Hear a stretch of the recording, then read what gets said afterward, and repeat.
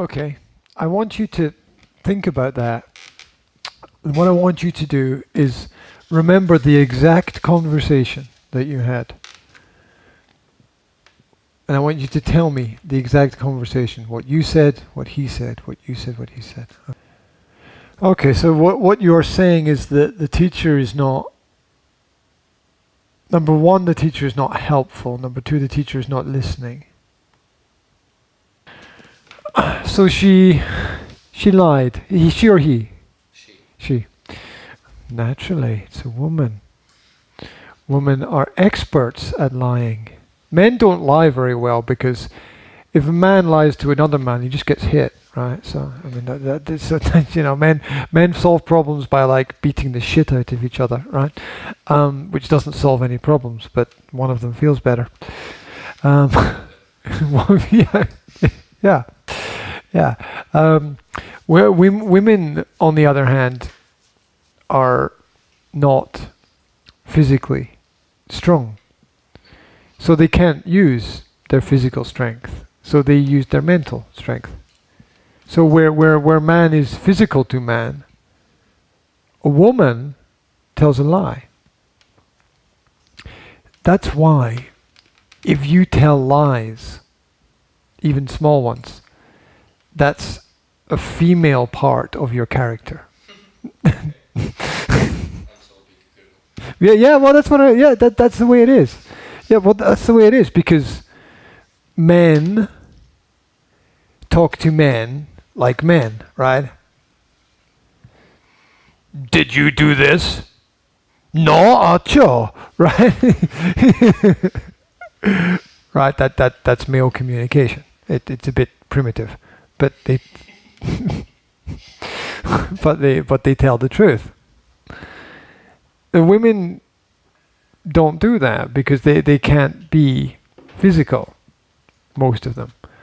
So what they do is they just tell a lie. So when the man says, "Did you do that?" the woman says, "Me? Of course not." Right? And this is default. This is history. This is like 5,000-10,000 years of history. Okay, this is not just now. This has always been like this, all throughout history. And nobody teaches you this in school, right? Nobody teaches you this in school, but this is how the world works. So when you tell the truth and you are straight and true, like Robin Hood's arrow, that's the male character, right? But when you are not telling the truth, that was disgusting. When you are not telling the truth, when you are economical with the truth, that's the female characteristic in the person. Now, it's a choice everybody has to make if they want to be more female in their characteristics or if they want to be more male in their characteristics. Now, sometimes there's a little bit of a mix of both, and it's never 100% one way or 100% the other. There's always some kind of mix there. But you have to understand that with a lot of women, when they say something, they don't mean it. And this is crazy because for some of them, they do mean it. Some of them are honest and some of them are not. And you just have to be careful, because you see it a lot in the school situation where teachers promise to do something and then they don't do it. But it's not just in teaching, you know, you see it a lot in the world outside, right? So you see it a lot with timing, right? When men say 10 o'clock, they mean 10 o'clock. When women say 10 o'clock, it's like, it could be Wednesday, Thursday, Friday, right? It's a little bit different in general. So, so you have to understand that.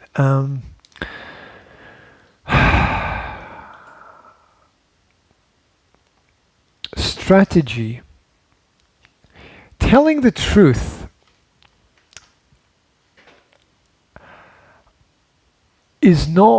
telling the truth directly is not always the best strategy. You need more skills than that, right? I'm sure many times you have told the truth and it's been a problem for you. Yeah. Okay. Yeah. Right. Okay. Naturally, we learn that, right? We learn that. Now, I'm not saying don't tell the truth. I'm saying be strategic. So let's take an example of this. Imagine you are an army in history. Imagine you're a great leader, Alexander the Great, Napoleon, Admiral Nelson, I don't know, George Washington, some great leader. Now, there's you, and then there's your army. You, and then your generals, and then your army. You are not going to tell the other side what you are going to do. You're not going to tell them the truth, right? You're just not, right? Because they will destroy you and crush you. So you don't just give the truth to people. You protect the truth. And you give it to them when the time is right. When the time is right, you can share it. Because the truth has to be earned. It just means you can't give the truth to somebody for free. Because nothing is free. It's like if I meet somebody, I don't tell them everything about myself because I don't know if that's a good thing or a bad thing to do. I have to learn to trust the person first before I can tell them anything or everything, whatever. So that's why strategy is important. Strategy, like chess, right? Strategy is important. You don't just move. You think about this move, and then what the other person is going to do. You think about it. Same in conversation. You think about it. The same with your teacher. You have to think about your strategy. What is your strategy? What do you want them to do? Because you know, okay, think about the chess, right? You want to take my king, right? You want to kill my king. But I'm not going to leave a big space for you to come and take my king, normally. Okay. We had that game where you won in 4 moves because I was stupid, but okay. Right. So you want the king, but I'm not going to give you my king. And that's the same in conversations with people. Exactly the same thing happens in conversations. You want something from your teacher, but they're not going to give it to you. They could, but they're not going to do it. Because there's something wrong with a lot of these people. They don't actually help people. They're not helpful. So when you know that someone is like that, you need a strategy, you need a plan. Because if you ask for something, they're going to say, no, right? Excuse me, please can I, no. But no. They're going to say no. No, you can't. Then you say, but that's not fair. And they're like, fuck you, right? Which is that, they don't say fuck you, but what they say is, because moon, planets, sun, teddy bears, picnic, right? They have no logic. They have no logic at all. Why? Because my neighbor's dog died. So what's that got to do with my results in school? Nothing, but never mind. So you need strategy. You can't go, like the army, you can't go straight. Well, some people do, I guess, but it's not a good idea. It's not a good idea to do the same thing every time anyway. You need strategy. It's like you don't just say to the girl, hey, let's go out. You can try that, but you will be rejected because there's no strategy there. And if she's intelligent, she will see that there's no strategy and she will think you're stupid. Yes. Mon Dieu, as the French say. So you need strategy. You need be yourself. Yes, be yourself. But have some plan involved there. So you don't walk up to the teacher and say, "Can I do this?" You don't do that. You need a strategy. Anyway, the main point is strategy. You can't go straight to the teacher and ask the question. You need strategy. So your strategy is to start. Don't start with where you are. Start. Okay, so this is where you are. This is where you want to go. There's a timeline, right? This is where you are. This is where you want to go. You start here. You start with something that happened in the past that you can agree on. So, for example, let's say I want to talk to you about something, whatever. I can start by saying to you, do you remember last week?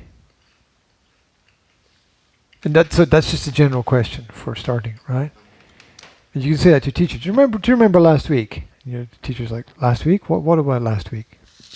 Bit of panic, right? And you say, oh, do you remember that lesson we had last week? I remember when we had this lesson last week. It was really good, right? And anyway, I don't want to talk about the lesson being good. What I want to talk about is that during the lesson you said blah blah blah blah blah, that people can do this. Do you remember? You start with that. Yeah. And even do you remember is not a good question. Do you know the difference between open and closed questions? No. Okay, there are two kinds of questions. There's questions that you can answer yes, no. That's called closed. Yeah, and then there are open questions which you can't answer yes or no. Like, what's my first question is what's new, right?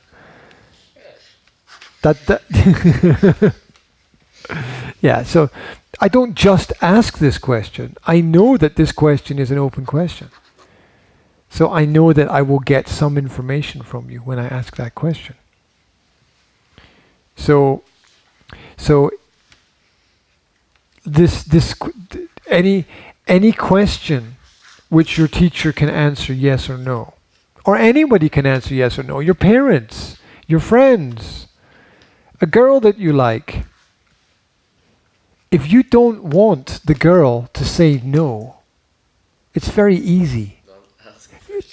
Don't ask a closed. No, don't ask a closed question. Because you can only give no when the question is closed. You can't give no when the question is open. It's not possible. That's why I'm talking about strategy. Think at a higher level. You've got to, it's chess. It's mental chess. You have to outthink the other person. You have to strategize. How can I get the answer that I want? I need to talk about something which is common for both of us. I need to use open questions. So, and you can go to Google and you can just type in open questions. It's not difficult. It takes 2 seconds. Open questions, and then I would click images, and then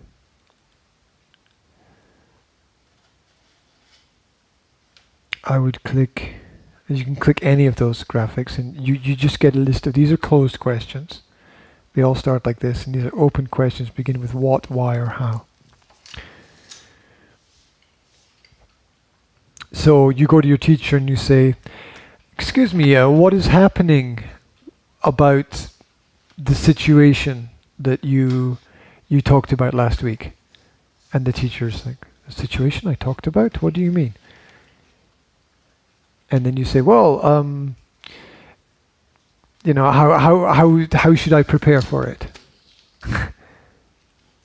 He said, well, what are you talking about? Well, how should I prepare for answering the questions that you promised to give us last week?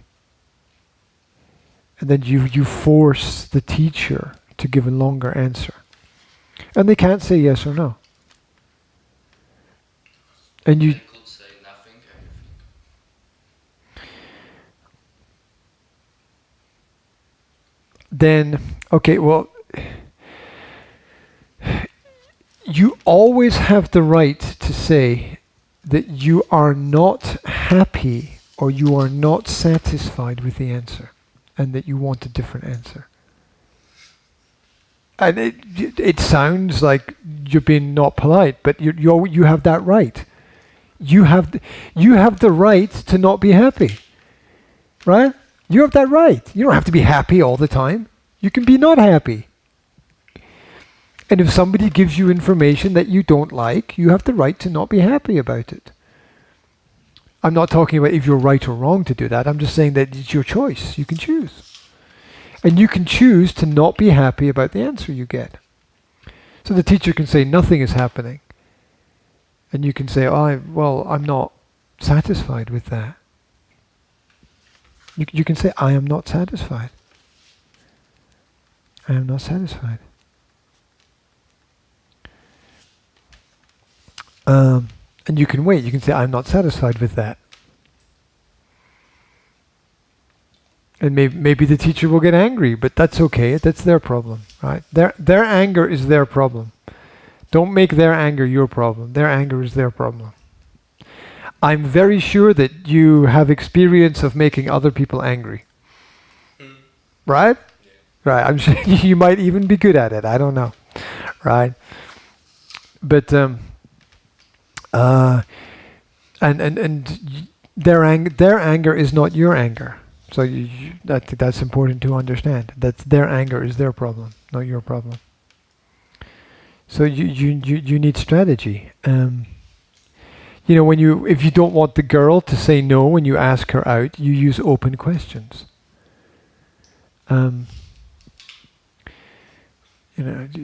What are you doing this weekend? You can't say yes or no. So the second conditional question: What would you do if I asked you to go to the cinema? Blah blah blah.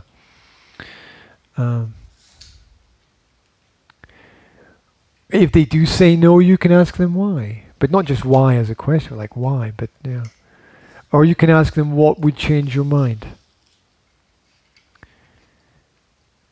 No answer. Okay, here's how it works, right? Everything is a circle. Everything is a circle. Everything is a holistic principle. Holistic, this comes from whole, meaning, okay, everything is, let's take a little example here, okay. People think, look, it's tits, okay. People think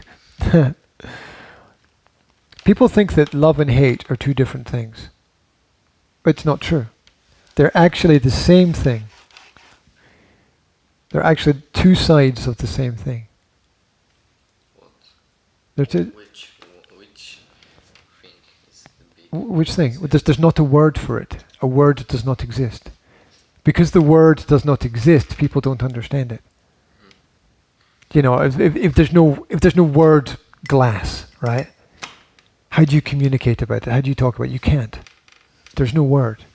People think love and hate are different things. They're not. They're the same thing, basically. Light and darkness, it's essentially the same thing. It's spectrums and frequencies traveling through the universe. It's essentially the same thing. Light and darkness, right? So everything is holistic. And what this means is that is that yes and no are not different. They're part of a greater idea.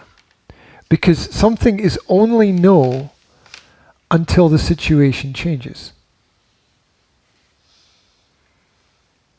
It's only no until Ajdo. It's only no until it's yes.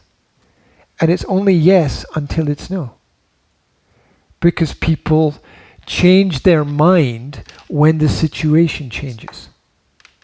It's like if you don't like, I don't know, like what is there a food that you don't like? Tomatoes. Tomatoes. Tomatoes are paradise. Yeah, tomatoes. Okay, so if I say to you, here are some tomatoes, or would you like some tomatoes? Normally you say no. But if you are very hungry and you didn't see food for a week and the only thing to eat is tomatoes, and I give you tomatoes, you're like, yes. So the different situation, the same question gets you completely different answers in a different situation. The same question, right? If let's say you have a car, and you say to a girl, oh, I will give you a lift home. I will take you home in my car. Maybe she says no. But what if it's raining? Maybe if it's raining, she says yes. So the situation is important. The holistic understanding that no is not always no. It can change to yes when the situation changes. Do you want to see this film? No. Why not? Well, because there's another film I want to see. But if there's not another film, then yes. Everything is conditional. Do you want to go out with me? No. Why? Because I want to go out with him. So if he's not here, then you go out with me. Right? Well, yeah, I'm not saying, okay, don't take it the wrong way, okay? Don't take it the wrong way. I'm just pointing out the fact that there's this yin and yang in everything. Just because a person says no once or now and here, that does not mean when you ask them tomorrow they will say no again.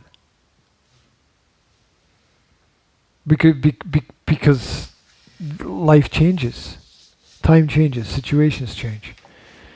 Yeah. And that's what we have to understand when we want to change people's minds. We have to you have the, if someone says no, you can say I don't accept that. You can say that. You don't have to agree with every like if you, can I borrow my pen, please? 1 second. Sorry. Accept, but respect. Or don't accept or not accept. So but respect. So I was in a legal meeting. I was in a meeting with a lawyer, and we were talking about things, and there was my side of this contract and the other side of a contract, and there was a lawyer, and we had to make an agreement. And the lawyer asked me, do you agree with this? I said, no, I don't agree. And the lawyer said, well, we can't do anything if you don't agree. And I said, look, I don't agree, but I respect it. So I will sign this, but I don't agree with it. Because everybody wants you to agree with everything. You don't have to agree with anything at all. I'm not saying you should start fights and arguments, but I'm saying you don't have to agree. But you can still respect. You can still respect it. Look, I don't like it. I don't agree with it. You can even say I don't accept it. But I respect it enough to sign my name and I will follow the rules. But I don't agree with it. I think it's stupid. But I'm not going to stop everything from happening just because I don't agree, because that would be being a dick, right? Yeah. So, but I want people to know that I don't agree with it. You know, and that's what happens in government, right? That's what happens in governments. People vote, and they say, do we want this law? Yes or no? And some people vote no. Say, I don't know, say 20 people vote no, but maybe 60 people vote yes. So the answer is yes. And then people who are no, it's like they don't accept it, but they respect it because it becomes a law. And this is what we have to understand. So when your teacher, do you want me to get you a pen? I'll get you a pen, right, so that you can doodle or draw or whatever. Yeah, so when someone asks you, do you agree, you can always say, look, I don't agree, but I respect it. And then you don't lose, you don't compromise. Because you have your idea. And maybe you're wrong, right? You don't know. You don't know, because maybe it's good today, but maybe it's bad tomorrow. Right? Maybe things change. Maybe things change. You know, like drinking 10 beers on Friday night seems like a good idea. On Saturday morning, it maybe doesn't feel like a good idea anymore. Never accept anything that you're not happy with, because that doesn't get you anywhere. Right? Never accept anything. It doesn't mean that you have to. It doesn't mean that you have to not respect it. Respect it. Respect the law. But you don't have to agree with it. You can respect it, though. Yeah. I mean, that's what we have to do in life. You don't agree with your parents sometimes, but you have to respect them, just because. The same way that they have to respect you, even though you don't agree, you don't have the same ideas and opinions. That's the way the world works. And the best things in life are the things you can accept and respect. That's why people get married. They get married because they agree to accept and respect their partner. Otherwise they wouldn't get married. It wouldn't make any sense. And then when they don't accept it anymore, they get divorced. Which is even worse than being married, probably. Right. So let's review this. What do? You talk about something that the teacher understands. You find common ground. You use the open questions, the what, the how, the why. You know, think about, it's a really simple example. Think about, how much time do I have? It's an open question, right? How much time do I have? You can say to your teacher, excuse me, how much time do I have? The teacher says, time for what? Or how much time do I have to prepare for the questions?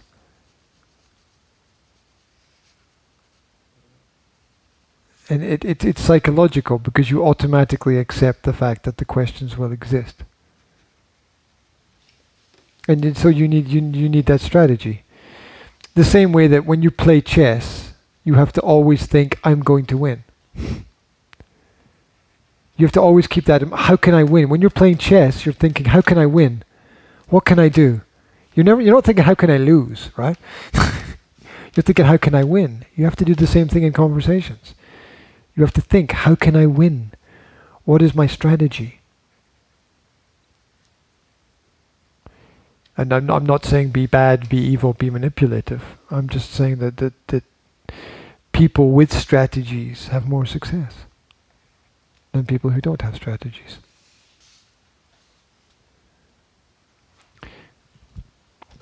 So, don't create conflict, but try to control. Control. If you control what you do, nobody can change you.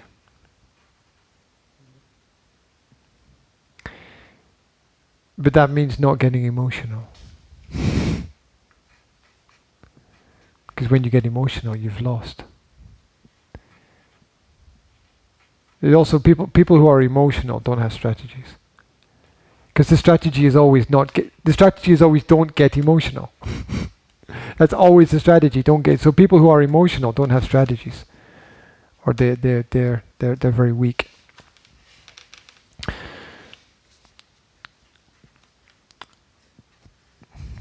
Like, I don't know if this makes sense to you. I don't know if this makes sense to you, but a man's strength, and I'll get you to translate this into Slovak. A man's strength, what's the opposite of strong? Weak. Okay, so a man's strength is his weakness. Think about it. A man's strength is his weakness.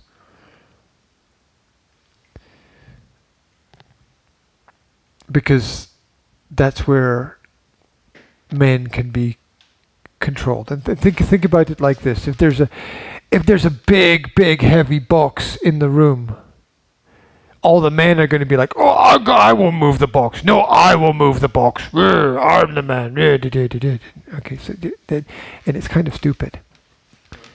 So they fight with each other. So a man's strength is actually his weakness. Be strong, but be careful. Be strong, but be careful. And the opposite is true for women. A woman's weakness is her strength.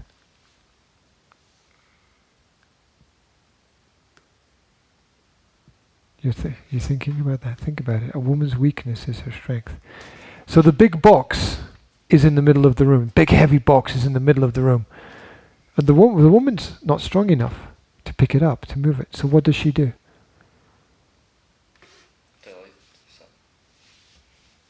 Exactly.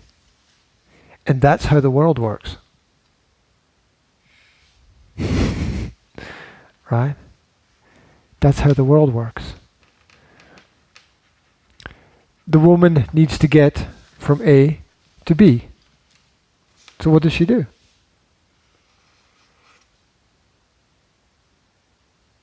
Walk. No, she doesn't walk. She doesn't walk because she's not wearing walking shoes, is she? She's wearing a dress and stupid things with heels on it, right? Yeah. So she calls. I'll tell you what. I'll tell you what she does, right? She calls a friend who's a man, or she calls a taxi driven by a man, or she gets on a bus driven by a man. Right? So the man's strength, his ability to be productive, creative, and strong, is his weakness. And a woman's weakness is her strength. And it's also very important to understand that as well. Because that's why men use muscles and a lot of the time, and women use their brain more than men. Because they have to think, how can I do this? Or how can I get somebody else to do this? Because I can't do this myself. Who builds houses? Oh. Men. Who builds houses? Men. Who builds cars? Men. Okay. Who builds oil rigs? Who builds oil rigs? Men. Who builds space stations? Men. Who builds satellites? Men. Who fixes and designs and fits central heating systems and radiators in homes? Men. Who builds roads? Men. And I'm not saying that women don't do important things. They do important things. But men are the fixers and builders. And do those things, fix and build intelligently. Use your strength, but be careful. Be aware. Most men will... I mean, who joins the army? Men. Who protects the front line? Men. Who flies the airplanes? Men. Who pilots the ships? Men. In general. Of course there's a few women involved, but in general it's men. And women will say, this is not fair. This is not equal. This is not right. But the truth is, women don't want to do those things. They don't want to fly planes. They don't want to drive taxis. They don't want to dig for oil in the desert. They don't want to do those things. They have other goals. They have other interests. They have other roles, to take care of the family, to look after the children. Very important tasks, very difficult tasks. So,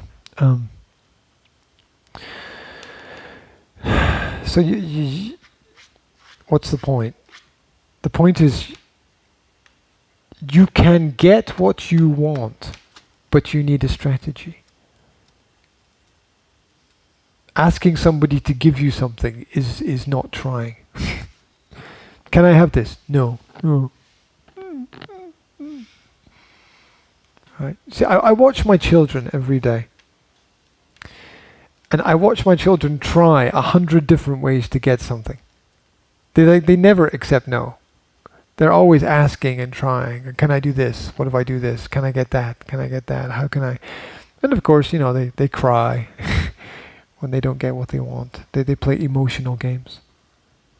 I want to watch Scooby-Doo.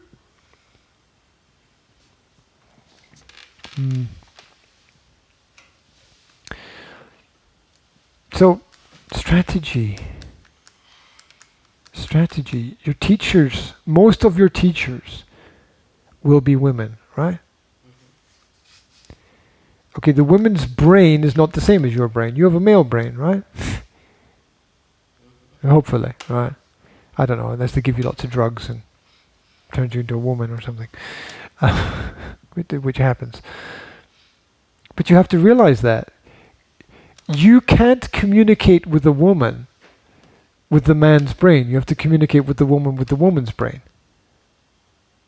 Because if you communicate with the man's brain, she will destroy you every time. She will beat you down every time. You have to think more clearly, more carefully. Strategize. Have a plan. Have not just one plan. Have a plan B and a plan C and a plan D. Don't give up. What if you said to your teacher, look, I respect your choice, but I don't accept it. I mean, the teacher's got to be really stupid to get angry with that, right? And you can say to your teacher, okay, I respect that. I can see why that's fine from your perspective, but I don't accept that because it's wrong. Because a promise is a promise. And your word is your word. And if you change your word, then your word doesn't mean anything. Not just to me, but to everybody. And you know what the last card you put down on the table is? You know what the last card you play? And I'm telling you this because, I don't know, maybe after summer, I will never see you again, right? I don't know, right? The last card you play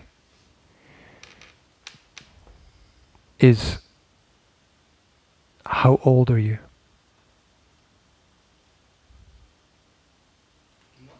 The last card you put down, like Conversations are like games of cards, yeah? The last card that you play is how old are you? Okay, imagine you had that short conversation. You say, can I answer the questions? And the teacher says, no, you can't because blah, blah, blah, blah, blah. And you say, okay, well, what is the connection between this? And the teacher says, blah, blah, blah, blah, blah, blah, blah. So you say, how old are you?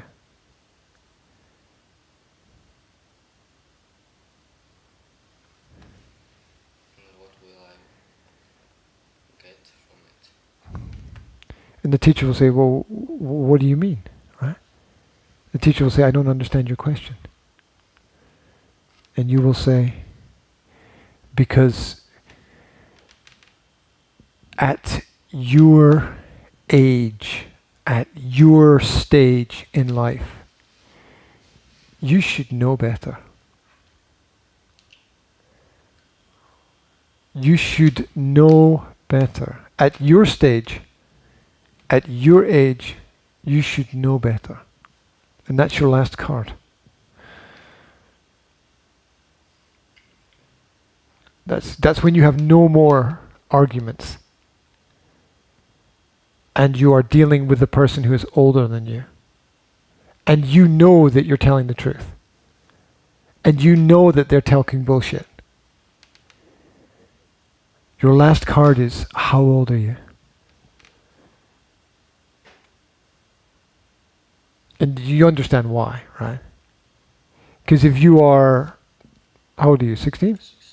If you're 16 and they're 40, and you know better than them what the truth is, then there's no bigger fuck you than how old are you? Right? Right. How old are you? How old are you? You're 42, you're 43, you're 45, you're 50, and you don't know how to tell the truth? You don't know how to keep your word? You think it's okay to tell lies to the students? No, it's not okay. It's not okay. And I know that it's not okay. And you just walk away, right? Because what you're doing, that's called shame. Yeah. Yeah. You shame the teacher. Shame on you. Right? You promised me this. You promised me this. You're an adult. You've been on this planet for 45 years. You promised. Shame on you. Me, I'm 16. I'm like a fart in the universe. Okay, I'm nothing. And I still know more than you about what is the right thing to do. Shame on you. And that's your last card. Shame on you, because you know that it's a shame if you don't let me do this. And everybody knows that it's a shame if you don't let me do this. And you can still say, look, okay. And if in the end she says, no, she's the authority, and you say, I respect that. I don't accept it. I respect it. Yeah. You know, and then you just like, look, tomorrow's a new day, right? Tomorrow's a new day. Look, because here's what you have to understand. They don't care what happens to you after you leave school, most of it. They don't care, right? Because they never see you again, right? Oh, maybe you see them crossing the square, or you see them in the supermarket or something, but you never see them again, right? And they never see you again. They don't care. They don't care what happens to you. So, you have to understand that. It's sad but true. They don't care. They say they care. They say they care. But they don't, because they don't keep in contact. When does a teacher call someone who's 30 and go, "How is it for you now? Was the education okay? Did we help you?" What teacher calls a student when the student is 30 years old and asks if everything is okay? That's never happened in human history. So they don't care. It doesn't matter what they say they care. It's not what you say, it's what you do. You know that, right? It's not what you say, it's what you do. It starts with what you say, but it finishes with what you do. That becomes what's important. Because it starts with, okay, I promise to do this. But then you have to do it. Because if you don't do it, it doesn't mean anything. You're just, you're just dust in the wind, or some other irrelevant sense. Right.